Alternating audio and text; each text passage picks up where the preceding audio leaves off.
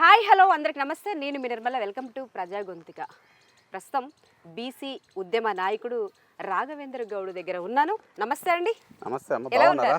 నేను ఫైన్, మీరు బాగున్నారా? బాగున్నాను సార్. జర్నలిస్టులు బాగుంటే సమాజం అంతా బాగున్నట్టే కదా. Thank you sir, thank you. ప్రస్తుతం తెలంగాణలో కుల సంఘాలు ఎక్కువ ఏర్పడినప్పటికీ బీసీ సంఘం పరిస్థితి ఏంటి? మీరు బీసీ సంఘ నాయకుడిగా ఒక ప్రశ్న ఇస్తున్నాను. ఇప్పుడు కుల సంఘాలు అంటే ఏంటిదో మనం ముందు తెలుసుకోవాలి. కులాల వారిగా మనల్ని ఎవరు విభజించారో ముందు నేర్చుకోవాలి. మనం అనందది ఒకటే కులం ఉండే ఫస్ట్, ఏంది బీసీ కులం. దాన్ని ఎవరు విభజించిండ్రు, మరి చాకలైనా మంగళైనా ఎస్సీ ఎస్టీ అని ఎవరు విభజించారు అనేది ఒకసారి మనం అర్థం చేసుకోవాలి. అంటే బీసీ అంటే ఏంటిదో కూడా మనం అర్థం చేసుకోవాలి. ఆర్థికంగా లేనోళ్ళం. బీసీ అంటేనే అన్ని కులాలు, ఇప్పుడు ఎవరైతే వెనుకబడ్డ కులాలు ఉన్నాయో బీసీ వర్గం కింద వస్తుంది. కానీ ఎవరి కులానికి వాళ్ళు మా సంఘం అంటే మా సంఘం అని వాళ్ళ సంఘాలు ఏర్పరచుకుంటున్నారు. ఎందుకు పెట్టుకోవాలంటున్నా అంటే బీసీ అంటే బ్యాక్వర్డ్ క్లాసెస్, అంటే వెనకబడిన తరగతులము, వేరువేయబడ్డ తరగతులం అని అంటాం మనం. కొంతమంది అగ్రవర్ణ పాలకులు, మళ్ళీ దీంట్లో అగ్రవర్ణ పేదలు మన మిత్రులే, మన అన్నదమ్ములే, మన అక్క చెల్లెలే. అగ్రవర్ణ పాలకులు మనల్ని విభజించాలని ఒక కుట్రకు తెరలేపారు ఒక 100 సంవత్సరాల క్రితమే. దీని ద్వారా కుల సంఘాలు పుట్టుకొచ్చినాయి, కులాలు వచ్చినాయి. ఎందుకు సంఘం అవుతాం? సంఘటితం అంటే ఏంటిది? ఏమంటాం మనం? సంఘటితం అంటే మన హక్కుల కోసం మనం పోరాటం చేసే ఒక వేదిక. మరి కుల సంఘాలు ఎందుకు పుట్టుకొచ్చినాయి? పుట్టించింది కూడా వాళ్ళే అంటున్నాం, మనం పుట్టించుకోలే. నాకు కూడు లేదు, గుడ్డ లేదు, ఇల్లు లేదు, ఏం చేయాలి మరి? నేను ఒక సంఘంగా ఏర్పాటు చేసి నేను ఒక్కడిని అడిగితే కేసులు పెడతా ఉన్నాను. ఒక 10 మందికి ఒక సంఘంగా ఏర్పడి నేను నీకు ఓటేస్తున్నా, 70 ఏళ్ళుగా వేస్తున్నా, 75 ఏళ్ళుగా వేస్తా ఉన్నా. ఎందుకు ఇంకా వెనుకబడిన తరగతులుగా ఉన్నాం భయ మేము? ఎందుకు ఆర్థిక స్థిరత్వం లేదు మాకు? ఎందుకు మీలాగా మేడలు లేవు, మిద్దలు లేవు, కారు లేవని నిలదీస్తున్నాం? దీనికి సంఘాలు పెట్టుకోరట వాళ్ళు. ఎందుకు పెట్టుకోవద్దు? సంఘాలు పెట్టుకోవడానికి కారణమే మీరు కదా. మీకు నమ్మినాం, ఓటేసినాం. మీరు ఏం చేయాలి? తిరిగి మా బతుకులు మార్చాలి. మీరు మార్చకపోవడం వల్ల మేము సంఘాలుగా ఏర్పడితే దాన్ని కూడా క్రిటిసైజ్ చేస్తామంటే ఖబర్దారాన్ని హెచ్చరిస్తాం. ఈ కుట్రలు మన అందరం జర్నలిస్ట్ సోదరులకు కూడా విజ్ఞప్తి చేస్తూ ఉన్నాం. వాళ్ళు చేసే కుట్రలు ఎప్పటికప్పుడు మనం పేద ప్రజలకు చేరవేయాలి. మన గొంతుకగా వాళ్ళకి చెప్పాలి వాళ్ళు చేస్తున్న కుట్రలు. నేను తిప్పికొట్టాల్సిన అవసరం ఉందాము. ప్రస్తుతం ఇప్పుడు బీసీ సంఘం ఏదైతే పెట్టారో మీ బీసీలనే వర్గాలు ఏర్పడినాయి. చాలా వరకు ఎవరి వర్గం వాళ్ళు, వర్గానికి లీడర్లు ఎవరిది వాళ్ళు చేసుకొని ఎవరి వాళ్ళు చేసుకుంటున్నారు. వాళ్ళేమో మాకు రిజర్వేషన్ కావాలి, బీసీ రిజర్వేషన్ కావాలనేది వాళ్ళు అడుగుతున్నారు. మీరేమో రాజ్యాధికారం కావాలంటున్నారు. అసలు ఏంటి, ఎందుకు మీరు ఇలా అంటున్నారు? మొట్టమొదటిగా ఎన్ని బీసీ సంఘాలు ఉంటే అంత మంచిది. ఎందుకు ఏర్పాటు చేసుకోవద్దు? ఇప్పుడు బీఆర్ఎస్ ఉంది, కాంగ్రెస్ ఉంది, బీజేపీ ఉంది, బీఎస్, ఇట్లా అనేకమైన పార్టీలు ఉన్నాయి. ముఖ్యంగా అగ్రవర్ణ పార్టీలు అంటాం మనం. బీఆర్ఎస్ కావచ్చు, బీజేపీ కావచ్చు, కాంగ్రెస్ కావచ్చు. వాళ్ళ వాయిస్ వేరు, మీ వాయిస్ వేరు కూడా ఉంది ఇక్కడ కూడా. అందుకే వాళ్ళు సంఘాలు పెట్టుకుంటే తప్పలేదు, పార్టీలు పెట్టుకుంటే తప్పలేదు. వాళ్ళు ఎంతమంది ఉన్నారండి? నిజంగా 5% లేదు తిప్పి కొడితే. అంటే ఒక 100 మంది తీసుకుంటే 5-6 ఉన్నోళ్ళేమో 10 సంఘాలు పెట్టుకుంటారట, 10 పార్టీలు పెట్టుకుంటారట. మరి 100 మందిలో 90 మంది ఉన్న మనం ఉండొద్దా మన హక్కుల కోసం? సంఘాలు పెట్టుకుంటే వాళ్ళకి వచ్చిన నొప్పి ఏంది? నేను అడుగుతా ఉన్నా సూటిగా. సంఘాలు 100 రాని మేము స్వాగతిస్తూ ఉంటాం. ఏ సంఘం నాయకులైనా దేనికోసం పనిచేస్తూ ఉన్నాం? మా ఆత్మ అభిమానం కోసం పనిచేస్తూ ఉన్నాం. మా ఆత్మ గౌరవం కోసం పోరాటం చేస్తూ ఉన్నాం. తప్పే ఉంటుందండి? ఇక మీరు ఒక మంచి క్వశ్చన్ అడిగారు. అందరు రిజర్వేషన్, బీసీ సప్లాన్ అని వీటి మీద ఫైట్ చేస్తూ ఉన్నారు కదా. మీరు అందుకు భిన్నంగా ఎందుకు రాజ్యాధికారం అనే ఒక పదం తీసుకున్నారు అనేది అన్నారు. కానీ నేను ఏం రిక్వెస్ట్ చేస్తూ ఉన్నంటే వాళ్ళని కూడా మనం విమర్శించాల్సిన పనిలే, నిజంగా చేతులు జోడించి నమస్కరించాలి. కానీ 70 ఏళ్ళుగా ఫస్ట్ మనకేం లేదు, కూడు లేదు, గుడ్డ లేదు. దానికోసం పోరాటం చేశారు. కూడు గుడ్డ వచ్చిన తర్వాత ఏం కావాలి మనకు? రిజర్వేషన్ కావాలి. చదువుకుంటాం కాబట్టి హాస్టల్ కావాలి, స్కూల్ కావాలి, అవి కూడా చేసాం. తర్వాత ఏం కావాలి? రిజర్వేషన్ కావాలి. ఎందుకంటే ఎడ్యుకేటెడ్ బయటకు వచ్చినప్పుడు మనల్ని ఎవరు దిక్కు దివాన లేకుంటున్నాం కాబట్టి రిజర్వేషన్ కావాలి. అంటే ఒక దశల వారీగా వస్తూ ఉంది ఉద్యమం. ఒకేసారి ఉద్యమం ఉవ్వెత్తున ఏమి ఎగిసిపడదండి ఎవరమైనా, ఒక అంచెల వారీగా వస్తూ ఉంటుంది. ఇప్పుడున్నది ఏంటి? రిజర్వేషన్ల కోసం కొట్లాడుతూ ఉన్నాం ఫ్రమ్ లాస్ట్ 7.5 డికేట్స్గా. 80 ఏళ్ళుగా అనుకోండి, 78-80 ఏళ్ళుగా మాకు రిజర్వేషన్ 42%, 50%, లేకుంటే మాకు బీసీ సప్లాన్ పెట్టు, మా బీసీ బతుకులను మార్చంటా ఉన్నాం. మారిందా మరి? కాబట్టి నేనేం రిక్వెస్ట్ చేస్తున్నా బీసీ సంఘం నాయకులకు మీ ద్వారా, ఒకటి ఇన్ని రోజులు పోరాడినాం చాలిగా. మా ముత్తాత పోరాడిండు, మా తాత పోరాడిండు, మా తండ్రి పోరాడిండు, మనం పోరాడుతూ ఉన్నాం. మన పిల్లలు, మన మన్మలు కూడా పోరాడాలన్నా పోరాడుతాం. ఇంక 20 ఏళ్ళైనా పోరాడుతాం. కానీ అంతిమ లక్ష్యం ఏంది? మనకు సాల్వ్ కావాలా ప్రాబ్లం. ఏ పోరాటమైనా చేసేది ఎందుకమ్మా? మనం వీడియో చేసేది ఎందుకు? జనాలకు మంచి చేయాలి. మరి రిజర్వేషన్ల కోసం కొట్లాడితే అంతిమంగా ఏముండాలి? రిజర్వేషన్లు ఇవ్వబడాలి. ఇవ్వబడ్డాయా? 70-80 ఏళ్ళకి ఇవ్వబడలే. ఇస్తారన్న గ్యారంటీ కూడా లేరు. ఎందుకు ఇయ్యారంటే మనమేమో పవర్ ఎవరికి ఇస్తూ ఉన్నాం? ఓటేస్తున్నాం, అధికారం ఎవరి చేతిలో పెడతా ఉన్నాం? గదే రెడ్డి, రావు, వెల్మ కొంతమంది చేతులు పెడతా ఉన్నాం. ఆయనకి ఎందుకు మన మీద ప్రేమ ఉంటుంది? మనం ఎందుకు ఎదగాలని ఉంటుంది? కాబట్టి రాజ్యాధికారం అనే పదం ఇక ఈ క్షణం నుంచి, ఈ రోజు నుంచి మీ ద్వారా యావత్ తెలంగాణ బీసీలు అందరూ రిక్వెస్ట్ చేస్తూ ఉన్నా, మన అంతిమ లక్ష్యం రాజ్యాధికారం, పొలిటికల్ పవర్. మనం ముఖ్యమంత్రి అయితే, మనం మంత్రులమైతే, మనం ఎమ్మెల్యేలమైతే, మనం జెడ్పీ చైర్మన్లమైతే, మనం జెడ్పీటీసీలమైతే, ఎంపీపీలమైతే, సర్పంచ్లమైతే మన బతుకులు మారుతాయి. ఎందుకంటే చట్ట సభలో మనం ఉన్నప్పుడే బీసీ సప్లాన్ వస్తుంది, బీసీ రిజర్వేషన్లు వస్తాయి, మన హక్కులు సాధించబడతాయి. సాధించబడాలంటే ఏం కావాలి? పొలిటికల్ పవర్ కావాలి, రాజ్యాధికారం కావాలి. అందుకే మనం రాజ్యాధికారం అని, అంతిమ లక్ష్యమే రాజ్యాధికారమేగా. అందుకే మనం ఆ పాయింట్ తీసుకోవడం జరిగింది. నేను అందరు కలిసి రావాలని కూడా విజ్ఞప్తి చేస్తా ఉన్నాను. ఓకే అండి, ఇప్పుడు మీరు ఈ ఉద్యమం ఎప్పటి నుంచి స్టార్ట్ చేశారు? ఇప్పుడు పోరాటం అనేది నేను జర్నలిస్ట్గా ఉన్నా, నేను మీలా జర్నలిస్ట్, సీనియర్ జర్నలిస్ట్నే. 20 ఏళ్ళుగా జర్నలిస్ట్గా పనిచేస్తా ఉన్నా. అనేక ఆర్టికల్ రాసినాం. సరే ఎన్ని రాసినా అయ్యేది లేదు, పోయేది లేదని చాలామంది ఉంటారు కదా, అవుతుంది అని ఒక కాన్సెప్ట్ తీసుకున్నాం. మనందరం కలిసి అయితే రాజ్యాధికారం కూడా వస్తుంది. ఇప్పుడు సీరియస్గా 3-4 ఏళ్ళ నుంచి కూడా చేస్తూ ఉన్నాం. 20 ఏళ్ళుగా చేస్తూ ఉన్నాం సీరియస్గా. అసలు బీసీలకు ఏం కావాలి? రిజర్వేషన్లు కావాలన్నా, బీసీ సప్లాన్ కావాలన్నా, నిధులు కావాలన్నా అంటే ఇవ్వరు. అవి కావాలి కానీ ఇవ్వరు. ఏది మనం చేసుకోవచ్చు? రాజ్యాధికారం అనేది మన చేతులు ఉంది, రిజర్వేషన్లు అనేది మన చేతులు లేదు. బాగా అర్థం చేసుకోవాలి తెలంగాణ సమాజం కూడా. రిజర్వేషన్ అనేది పక్కనే చేతిలో ఉంది, ముఖ్యమంత్రి ఉన్న రెడ్డి, రావు చేతిలో ఉంది. రాజ్యాధికారం ఎవరి చేతిలో ఉంది? నీ చేతిలో ఉంది, నా చేతిలో ఉంది, మన మిత్రులందరి చేతిలో ఉంది. ఓటు వేసుకోవడం మన చేతిలో ఉంది. అది వేసుకుందాం అంటుంది. అది వేసుకుంటే రాజ్యాధికారం వస్తే మన హక్కులు సాధించబడతాయి. కాబట్టి ఆ దిశగా మనం ముందుకు పోవాలనేది ఒక కాన్సెప్ట్ అమ్మ. ఇప్పుడు మీరు 4వ తారీఖు బీసీలో మీటింగ్ పెట్టారు కదా, ఆత్మగౌరవ సభ అని ఒకటి పెట్టారు కదా, ఆత్మగర్జన సభ. ఆత్మగర్జన సభ. దానికి మీ ముఖ్య ఉద్దేశం ఏంటి? అంటే మీ వాయిస్ ఏమి ఇవ్వదలుచుకుంటున్నారు సమాజానికి? బీసీ ఆత్మగర్జన సభ అని ఎందుకు పెట్టినామంటే, ఆర్జీ మీడియా ఆధ్వర్యంలో బీసీ రాజ్యాధికార వేదిక అనేది క్రియేట్ చేసి చాలా కష్టాల కోరుస్తూ మా టీం అంతా పనిచేస్తూ ఉన్నాం. బీసీ ఆత్మలు ఘోషిస్తూ ఉన్నాయి ఎప్పుడు రాజ్యాధికారం వస్తుందని. కాబట్టి చాలామంది మిత్రులు ఆత్మగర్జన అనే పదం పెట్టేటప్పుడు ఆలోచన చేశారంటే ఎస్, గర్జిస్తూ ఉన్నాయి. గతంలో చూసాం, మా కాంచరామ ఆత్మ గర్జిస్తూ ఉంది, మా వీరుల గర్జనలో ఆత్మలు గర్జిస్తూ ఉన్నాయి. ఇప్పుడున్న మా ఆత్మలు కూడా గర్జిస్తూ ఉన్నాయి. దేనికోసం? రాజ్యాధికారం కోసం. మరి ఎందుకు బీసీ ఆత్మగర్జన యొక్క ముఖ్య ఉద్దేశం ఏంటంటే, మనం ఎన్ని నీతి సూత్రాలు చెప్పినా, మనం ఎంత పొలిటికల్ ప్లాట్ఫామ్ క్రియేట్ చేసుకున్నా, ప్రజల వద్దకు చేరాలంటే కొంత వాళ్ళకు అర్థమయ్యే రీతిలో చెప్పే వేదికలు ఉండాలి. నువ్వు నేను ఒంటరిగా పోయి గ్రామం తిరిగితే ఎక్కువ టైం పడుతుంది. మనకు సోషల్ మీడియా ప్లాట్ఫామ్ ఉంది, సోషల్ మీడియా వారియర్స్ ఉన్నాయి, ప్రతి ఒక్కరికి సెల్ ఫోన్ ఉంది. మనం చేయాల్సింది వెళ్ళి ఒక మీటింగ్ లాగా పెడతాం, ఒక మాస్ మీటింగ్ పెట్టాలని మేము సంకల్పించినాం. ఇది ఒక్కదాంతో అయిపోతుంది, ఇంకా చాలా మీటింగ్స్ పెడతా ఉంది.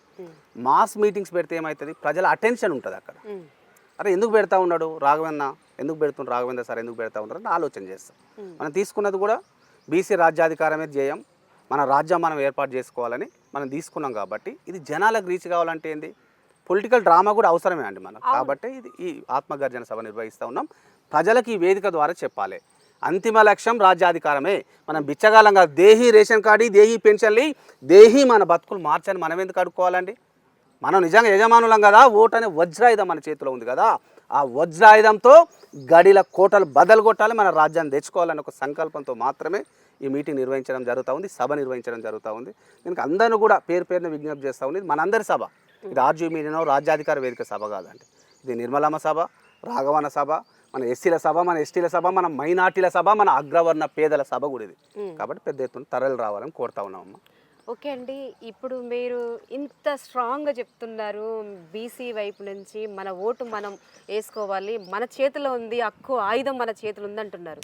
మరి మీ పక్కన ఉన్న మీ ఫ్రెండ్స్ కానీ సహచరులు కానీ మీకు సపోర్ట్గా ఉన్నారా? ఇప్పుడు మీరు చూస్తారు 100 మంది వచ్చినారు. ఎప్పుడైనా సపోర్ట్ ఎప్పుడు జరుగుతుంది అనేది ఇక్కడ ప్రజలను నాయకులను తప్పుపట్టడానికి లేదండి. మన కాన్సెప్ట్ బాగుంది, కాన్సెప్ట్ ఇదే సుప్రీం అంటాం. నీ నాయకత్వ లక్షణంతో పాటు నువ్వు ఎంచుకున్న కాన్సెప్ట్ అంటాం, నీ నినాదం గట్టిగా ఉండాలి. మనం ఎంచుకున్న నినాదం ఏంది? రాజ్యాధికారం. ఏం చెప్తా ఉన్నాం? మన చేతిలో ఉంది. ఎట్లుంది? ఓటేసి వస్తుంది. ఓటేసి ఏమవుతుందో కూడా చెప్తా ఇప్పుడు మీడియా ద్వారా. చెప్పండి.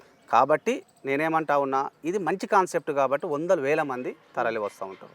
నువ్వు ఎక్కడ ప్రెస్ మీట్లు పెట్టలే, ఎక్కడ ఒక మాయ చేయలే, గత్తరకు తెరలేపలే, 1000 మంది ఫోన్ చేస్తూ ఉన్నారు ఈరోజు. అన్న ఏం సభ అన్న, ఎట్లా ముందుకు పోతా ఉన్నారంటే మనం ఫోన్లో చెప్పే ప్రయత్నం చేస్తూ ఉన్నాం. ఇక్కడ ఏం చెప్తా ఉన్నాం? ఈ బీసీ ఆత్మగర్జన సభలో రాజ్యాధికారమే ధ్యేయంగా ఎందుకు ముందుకు కదులుతూ ఉన్నాం చెప్తున్నాం. మన రాజ్యం వస్తే ఏమవుతుందో చెప్తా ఉన్నాం. మీరు అన్న రిజర్వేషన్లు వస్తుంది, సప్లాన్లు వస్తాయి, నిధులు వస్తాయి. దీనికి తోడు ప్రతి బీసీ బిడ్డ మీరైనా మనమైనా ఎదుర్కొంటున్నది ఏందమ్మా? ప్రధానంగా నిరుద్యోగ సమస్య. మన బీసీ రాజ్యం వస్తే ఏమైతే నిరుద్యోగ సమస్యను అంతం చేస్తాం. ఎట్లా చేస్తాం? జాబ్ క్యాలెండర్ వేస్తాం, జాబ్లు వేస్తాం. మనం 30 లక్షల మందికి ఇవ్వలేంగా గవర్నమెంట్ జాబ్లు. 5,000, 10,000, 20,000, 50,000 మందికి ఇస్తాం. మిగతా 29.5 లక్షల మందికి ఏం చెప్తా ఉన్నామంటే బీసీ రాజ్యం సాధించబడితే మీరే మంత్రిని చేస్తాం మీలాంటి మహిళలను, మీ చేతుల మీదుగా ఉద్యోగాలు ఇప్పిస్తాం. ఎట్లా ఇప్పిస్తాం? ఒక జీవో తీసుకొస్తాం, దాన్ని చట్టం చేస్తాం. స్థానికంగా అనేక పరిశ్రమలు ఉంటాయి. రసాయన పరిశ్రమలు కావచ్చు, నాన్ పొల్యూటర్ కావచ్చు, గ్రీన్ ఇండస్ట్రియల్ పార్క్స్ కావచ్చు, ఐటీ కావచ్చు, నాన్ ఐటీ సెక్టర్స్ కావచ్చు. దాంట్లో కనీసం 80% ఉద్యోగాలు స్థానికులకు ఇచ్చేలాగా ఒక జీవో తీసుకొస్తాం, దాన్ని చట్టం చేసేస్తాం. అప్పుడు ఏమవుతుంది? ఒక వారం రోజులలోనే మన నిరుద్యోగ యువత అందరికీ ఉద్యోగాలు వస్తాయి. ఉద్యోగం వస్తే ఏమవుతుంది? నా జేబులో డబ్బులు ఉంటాయి. ఖాళీగా తిరుగుతుంది ఇప్పుడు ఉద్యోగం లేక. ఉద్యోగం వస్తే ఒక 50,000, 60,000 నా జేబులో డబ్బులు ఉంటాయి. ఉంటే ఏమవుతుంది? ఆర్థికంగా బలపడతాయి గ్రామాలు. బంగారు తెలంగాణ, బంగారు వెండి తెలంగాణ అంటే మన బతుకులు మారాలి. ఉద్యోగం ఇస్తే నా బతుకులు మారుతాయిగా. ఖాళీగా ఉన్న ఇంటికి ప్రతి నెల 2 ఉంటే ₹1,00,000 వస్తాయి, 3 ఉంటే ₹1,50,000 వస్తాయి, ఒకటి 50,000, 60,000 వస్తాయి. అట్లా సంవత్సరానికి 6 నుంచి 8 లక్షలు సంపాదించుకుంటాం, 10 లక్షలు సంపాదించుకుంటాం. ఒక 5 ఏళ్ళ స్పాన్ తీసుకుంటే ఒక 50 లక్షలు సంపాదించుకుంటాం. ఏం చేస్తాం సంపాదించుకొని? బీరువాలో ఏం పెట్టుకోగా? 20 లక్షలు, 30 లక్షలు మీ దగ్గర ఉంటే ఏం చేస్తారు? ఒక కార్ అన్న కొంటారు, ట్యాక్సీలు కడతాం, పెట్రోల్ పోయిస్తాం, ట్యాక్సీలు కడతాం, డీజిల్ పోయిస్తాం, ట్యాక్సీలు కడతాం, ప్లాట్ కొంటాం, ట్యాక్సీలు కడతాం, పొలాలు కొంటాం, ట్యాక్సీలు కడతాం. తద్వారా మనం కాంట్రిబ్యూట్ చేస్తాం ఉల్టా. అంటే బీసీ రాజ్యం వస్తే ప్రభుత్వ ఖజానా మీద ఏం బర్డెన్ పెట్టుకోం మేము కూడా. ఎట్లా సాధ్యమవుతుంది? అందరికి ఉద్యోగాలు ఇస్తే 5 లక్షల మందికి ఉద్యోగాలు ఇవ్వాలంటేనే తాగుబోతు రాష్ట్రాన్ని చేసారు కదా, వైన్ షాప్లను పెంచిపోయి. మీరు ఎట్లా ఇస్తారు సార్ అంటే గిట్లు ఇస్తాం. మన చేతిలో ఉందిగా ఇది. మోరోవర్ ఏంది? ప్రభుత్వ ఖజానా మీద బర్డెన్ పడదు.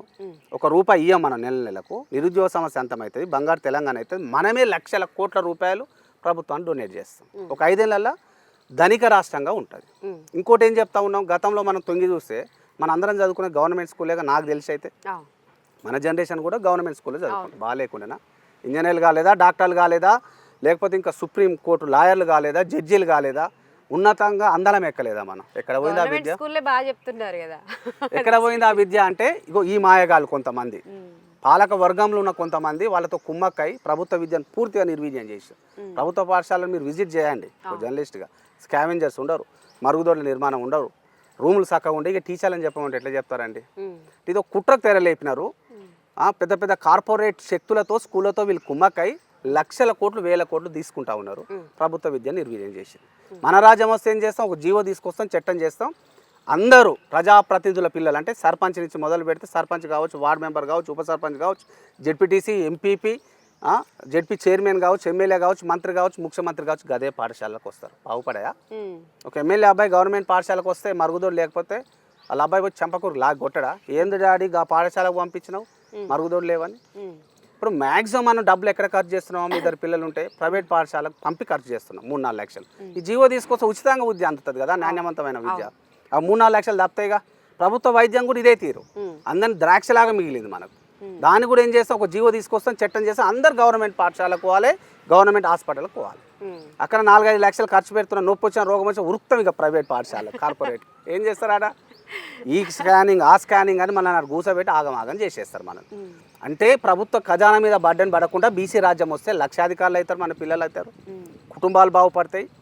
ఒక సగటు తెలంగాణ యువకుని తీసుకుంటే 10 నుంచి 15 లక్షల రూపాయలు సంపాదించుకుంటారు. వద్దా రాజ్యమిగా? ఎందుకు వద్దంటారు? వస్తుంది. అందుకని బీసీ రాజ్యాధికారం రావాలని మనం కొట్లాడతాం. ఓకే అండి, మీ వాయిస్ ఓకే, బాగుంది. ఇప్పుడు అన్ని పార్టీల వాళ్ళు ఎవరైతే ప్రభుత్వం, ఇప్పుడున్న ప్రభుత్వం ఉన్న కాంగ్రెస్ పార్టీ కానీ, బీజేపీ పార్టీ కానీ, టీఆర్ఎస్ కానీ, ఏదైనా కానీ ఈ పార్టీ చూసుకొని ఆ పార్టీలనే సంఘాలు వేసుకుంటున్నారు. ఎట్లా అంటే ఇప్పుడు గొల్లోలు ఉన్నారనుకో, గౌడ్స్ అయితే గౌడ్ సంఘం, యాదవ్ అయితే ఇట్లా సంఘాలు ఏర్పరచుకొని వాళ్ళ ఓట్లు ఎటు పోకుండా మళ్ళీ అదే పార్టీకి ఒక వేయించుకోవాలని ఒక రాజకీయ ఎత్తు కూడా నడుస్తుంది. మీ బీసీలో కూడా మరి అలాంటిది ఏమన్నా జరిగే అవకాశాలు ఉన్నాయా? కానీ నేను చెప్తున్నాం అంటే ఎవరి ప్లాన్ వాడు చేస్తాడు. ఇప్పటి వరకు కనీసం రాజ్యాధికారం అనే మాటనే మనం ఎత్తుకోలే కదా మనం. ఎత్తుకున్నప్పుడు అప్పుడు ఉన్న పార్టీలు ఏమున్నాయి? బీఆర్ఎస్ ఉంది, కాంగ్రెస్ ఉంది, బీజేపీ ఉంది. అలా బీసీలు ఉండరు. నాకు బీఆర్ఎస్ అంటే ఇష్టం, బీజేపీ అంటే ఇష్టం, కాంగ్రెస్ అంటే ఇష్టం అని వర్గాలుగా ఏర్పడ్డాయి కాబట్టి సంఘాలు ఏర్పాటు చేస్తాం. మనకే ఒక పొలిటికల్ ప్లాట్ఫామ్ తీసుకొస్తున్నాం కదా, మన హక్కుల కోసం మనం పోరాటం చేస్తున్నారు కదా, ఎందుకు రారిగా? ఇందులో బీసీ వర్గం పెడుతున్నారు, ఓకే ఇది బాగుంది. కానీ మేము బీసీలమని మీటింగ్ పెడితే జనాలు ఎక్కువగా వస్తున్నారు, ఓట్ల కాడికి వచ్చేసరికి వాళ్ళకి ఏ పార్టీ అయితే దగ్గరగా అనుకూలంగా ఉంటారో పార్టీ బీసీ మీద వేరే, ఓకే మీ సంఘం ఓకే, కానీ ఓటు వచ్చేసరికి వాళ్ళ దగ్గరలో ఎవరు ఉంటారో వాళ్ళ మాట విని ఓట్లు అట్టేయడం వల్లనే కదా ఈ రోజు మరి ఇట్లా ఇది ఒక పెద్ద కుట్ర. చాలా మంది అగ్రవర్ణాలు చేసే ప్రచారం ఇది, కానీ దాన్ని తిప్పి కొడతా ఉన్నాం మనం. బీసీల కోసం ఓట్లు వేస్తారు. ఏది బీసీల పార్టీ అని అడుగుతా ఉన్నాం. మనం బీఫామ్స్ ఇచ్చినామా? 119 నియోజకవర్గాలు ఉన్నాయమ్మా.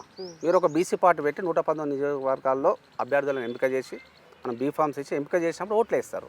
పార్టీలే ఉన్న పార్టీలలో ఉన్న బీసీలకు వేసినారు కదా, వాళ్ళ తప్పేముంటుంది? ఇక్కడ ఒక కుట్ర అంటే బీసీలకు ఓట్లు వేసుకోవడం అనేది పెద్ద తప్పు వాదన. దీన్ని తీవ్రంగా ఖండిస్తూ ఉంది బీసీ రాజ్యాధికార వేదిక. మా బీసీలు చైతన్యవంతమైన, మా యువకులు చైతన్యవంతమైన వాళ్ళు, మా మహిళలు చైతన్యవంతమైన వాళ్ళు. నిజంగా మనం రేపు నిలబెడతాంగా బీసీ రాజ్యాధికార వేదిక ఆధ్వర్యంలో.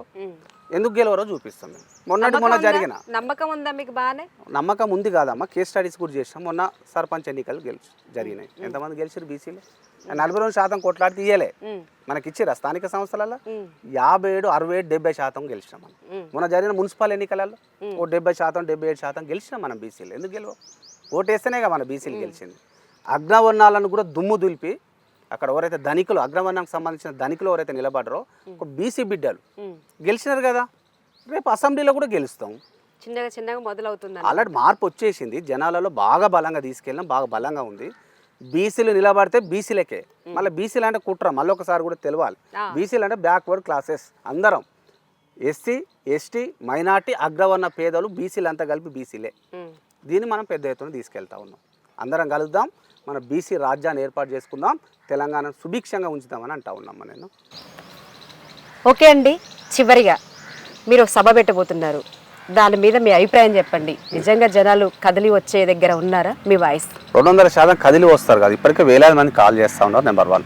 నెంబర్ 2, రాజ్యాధికారం కోసం తహతాలాడుతూ ఉన్నారు ఈరోజు బీసీ ప్రజలంతా. కాబట్టి వాళ్ళంతా తండోపతండాలుగా వస్తారు. మన మీడియా వాళ్ళు కూడా వస్తారు, చూస్తారు అక్కడ.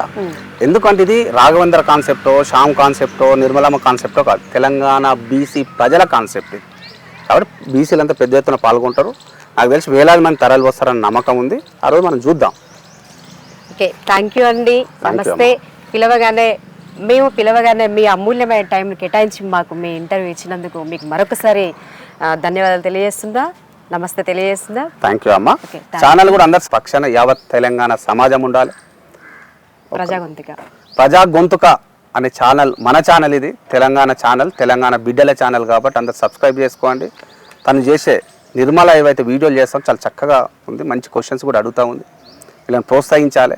ప్రతి వీడియోని లైక్ చేయండి, కామెంట్ చేయండి, షేర్ కూడా చేయాలని విజ్ఞప్తి చేస్తూ ఉన్నా. మీ రాఘవన్న.